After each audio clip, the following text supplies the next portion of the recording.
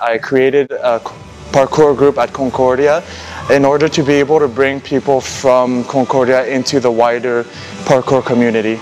And my hope is that they get into it and they don't just stay in the comfort zone of me being there. I'm there to be able to bridge that gap between not knowing anybody and being into the community.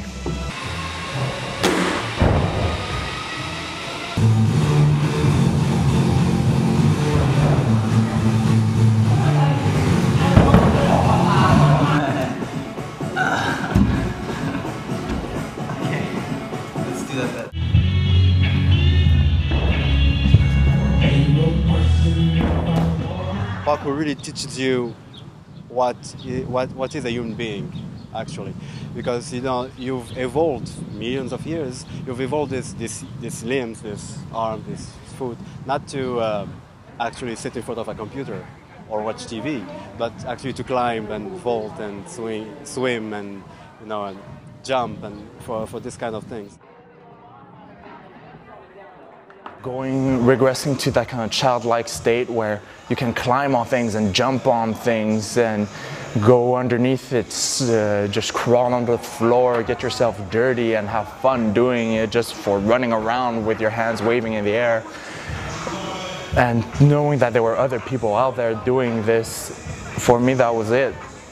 It's an escape. It's good physical activity, it's artistic, it's athletic. It's got pretty much everything that I want in a sport, except for the competition. I was the first guy in Montreal who actually did parkour. It goes back to 2004, 10 years ago this year. So I was alone, and I did some research, and I found out other people in the world doing parkour in the UK, and then I started getting in contact with them and asking more about what's parkour, how do you train it. So when I went to France afterwards for about a month and a half to meet David Bed and the whole gang, where actually parkour was founded, to learn exactly all the technique, all the names, all the stuff, anything that has to do with parkour. And I brought it back to Montreal and I launched the first parkour website called PK54. You don't need to be of any age, any gender, or any kind of physical background to start. You only have to be willing to start. And a lot of times people say, oh, that's cool, but they never go around to trying it. And I think that's for a lot of things, not just parkour. First thing I did was I just went online and I searched for parkour move list. And I just got a list of parkour moves, and I went to YouTube and I just tried to find a video of each one until I found something that looked pretty easy. The Kong vault was the one I decided was the one I wanted first and was within my skill range. I just went to a park near my house, found a picnic table, and just crashed and burned for days and days until I started landing on my feet. It challenges you. I wouldn't call it competition because everybody's happy for you when you succeed. There's no animosity. So I wouldn't call it a competition in that sense, but it is challenging. You challenge each other to do better, to exceed your expectations and theirs.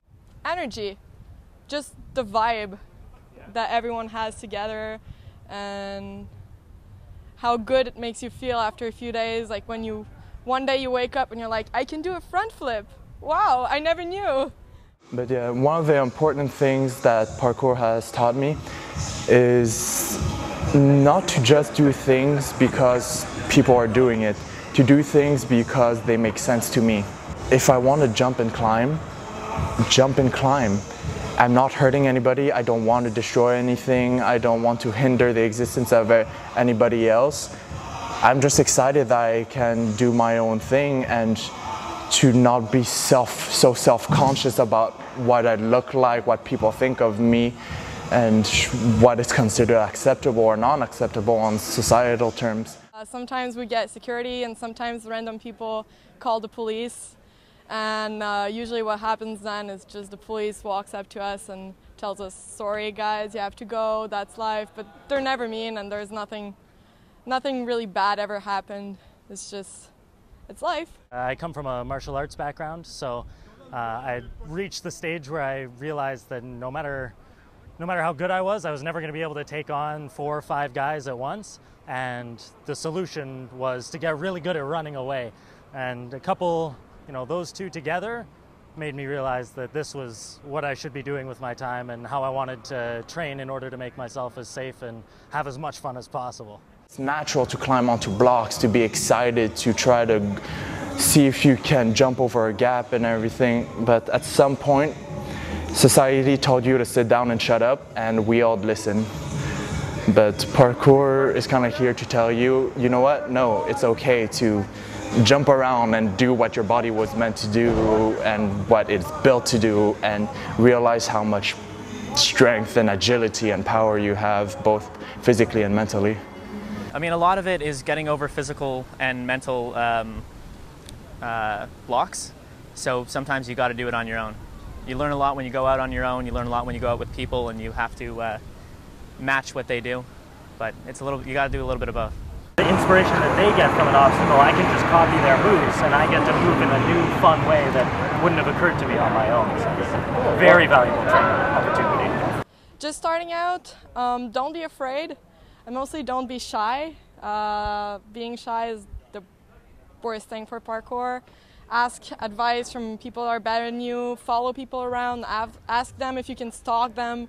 Like, just go at it, try it, and be careful not to get injured.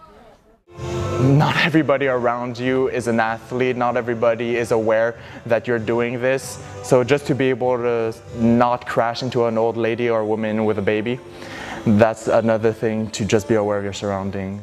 Commit, just go all out. Jump. Do it. That's my only advice. Don't let fear get in the way, and take as long or as you want to learn each move. You know, there's no rush. It's okay to be a beginner in things. You have to be a beginner in order to become better. There's nothing to lose, except maybe a thumb or a foot.